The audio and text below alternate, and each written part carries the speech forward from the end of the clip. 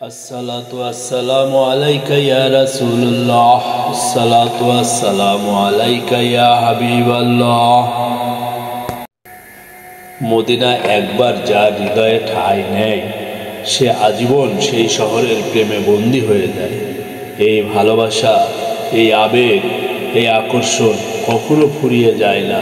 বারবার যেতে মন চায় মদিনায়, নবীজির স্নিগ্ধ ছায়ায়। अस्सलातु वस्सलामु अलैका या रसूलुल्लाह, अस्सलातु वस्सलामु अलैका या हबीबल्लाह, अस्सलातु वस्सलामु अलैका या रहमतल लिल आलमीन, अस्सलातु वस्सलामु अलैका या खैरी खल्की, अस्सलातु वस्सलामु अलैका या रहमतल लिल आलमीन।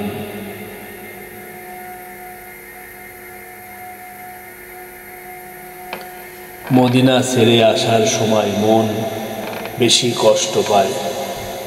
পা চলে কিন্তু মন থেকে যায় সেখানে। বিমানবন্দরে বসে একবার নয় বারবার মনে হয় আরেকবার যদি ফিরে যেতে পারতাম ওই সোনার মদিনায়। আবারও যেতে মন চায়, আবারও নবীজির শহরে দিন কাটাতে ইচ্ছা হয়। রাসূলুল্লাহ সাল্লাল্লাহু আলাইহি সাল্লামের রওজা শরীফের সামনে দাঁড়ানোর মুহূর্তটাই জীবনের সবচেয়ে পবিত্র সময়গুলোর একটি। চোখের পানি থামানো যায় না, মন কেঁদে ওঠে ভালোবাসায়। একদিকে আনন্দ, অন্যদিকে অজানা কষ্ট। কেমন হবে যদি আর কখনো না আসতে পারি। নবীজিকে সালাম জানিয়ে যখন পিছনে ফিরে আসতে হয় তখন মনে হয় হৃদয়ের একটা অংশ রেখে যাচ্ছি সেখানে। ইয়া রাসূলুল্লাহ, ইয়া হাবিবাল্লাহ।